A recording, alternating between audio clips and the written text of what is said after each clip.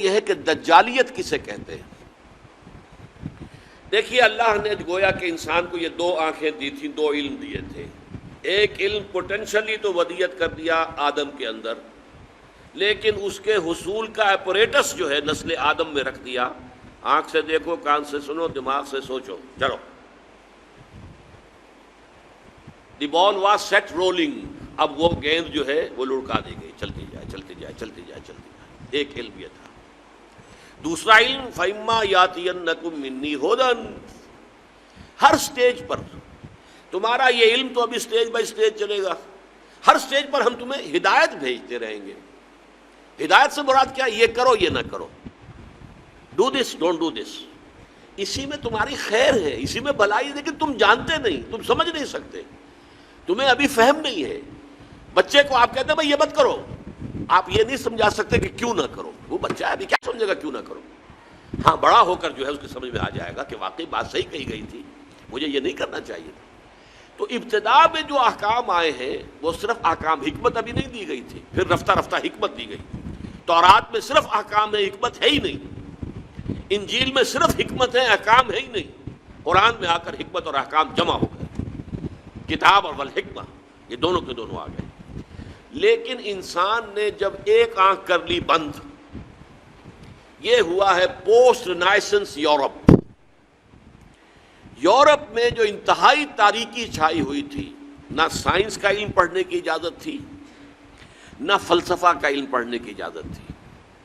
Pope کا اقتدار، بدترین ملوکیت، دو طرح کا اقتدار، ایک بادشاہی اور ایک پوپائی، پوپ کا۔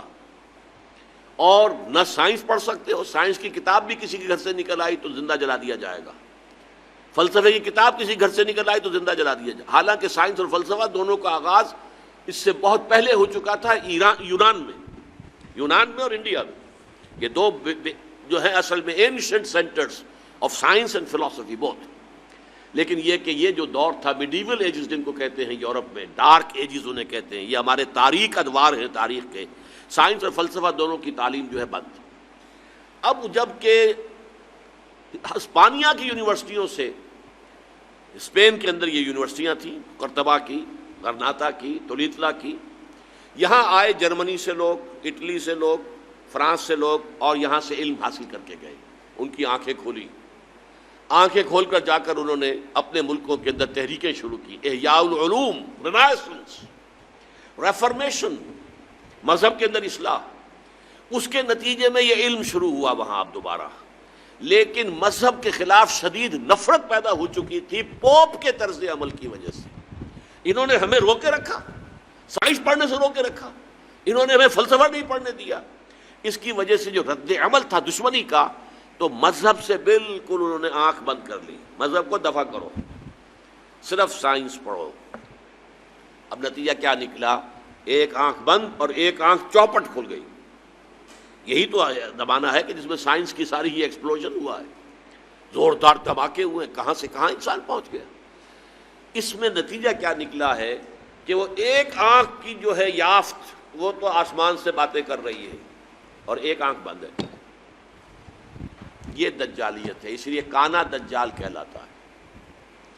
دو آنکھیں اللہ نے دی تھیں، ایک آنکھ یہ ایکوائرڈ نالج والی، ایک آنکھ ریویلڈ نالج والی۔ ریویلڈ نالج سے آنکھ بند اور ایکوائرڈ نالج والی آنکھ چوپٹ کھل گئی۔ آج ہمیں خواص اشیاء کا علم حاصل ہو چکا ہے، پراپرٹیز آف میٹر، وی نو دم۔ آج ہمیں کاسموس کا علم بہت زیادہ حاصل ہو چکا ہے، اور یہ علم اس حد کو پہنچ گیا ہے کہ چاند کو ہم اپنے پاؤں تلے روند کے آ گئے۔ اس سے آگے نہ معلوم خلا میں کہاں کہاں جو ہے جا رہے ہیں۔ آج کل آپ کو پروب کرنے والی چیزیں جو ہیں وہ مریخ سے بھی آگے کہاں کہاں پہنچ چکے ہیں۔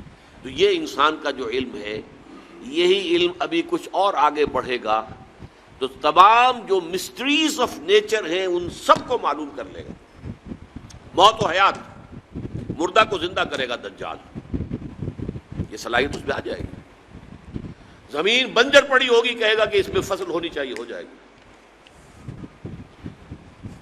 بارش نہیں ہو رہی، حکم دے گا اور بارش ہوگی۔ فاصلے ختم ہو جائے گا، ہو چکے ہیں virtually. This world has become a global village.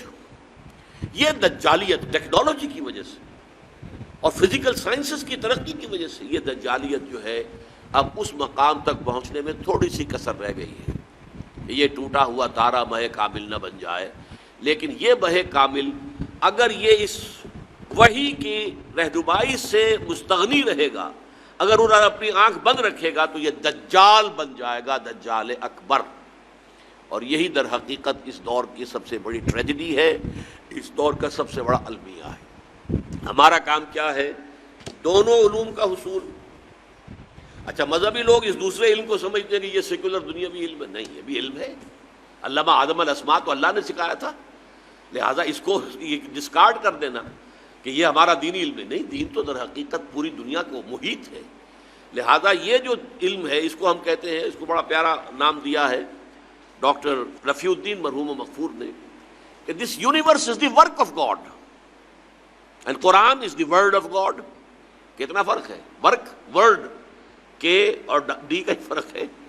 This universe is the work of God, اور اس کی ورکنگ کون چلا رہا ہے؟ اس کو اللہ چلا رہا ہے. یدبر الامر من السماء الى الارض، ہی از دی مدبر.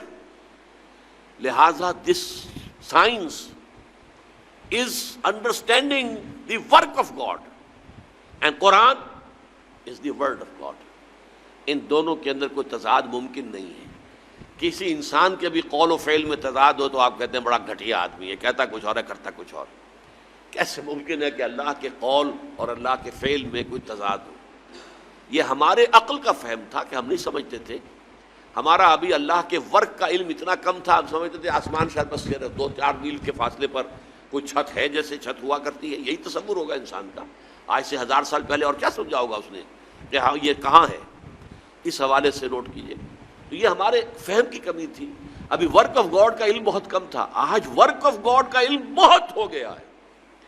اور تسخیر کائنات جس کو اللہ تعالیٰ پوٹینشلی اول دن سے ہمارے لیے مسخر کر چکا. سخر لکم ما فی السماوات و ما فی الارض جمیعا منہ، تمہارے لیے مسخر کر دیا ہے اللہ نے جو کچھ آسمانوں میں جو کچھ زمین میں، کل کا کل پوٹینشلی تو مسخر کیا ہوا ہے. یہ تو وہ جو پوٹینشل علم دیا گیا تھا، علم الاسماء، جیسے اس کی ایکسفولیشن کے اندر وقت لگا ہے، اسی طرح اس تسخیر کائنات کی جو ہے اس کی تکمیل میں وقت لگ رہا ہے.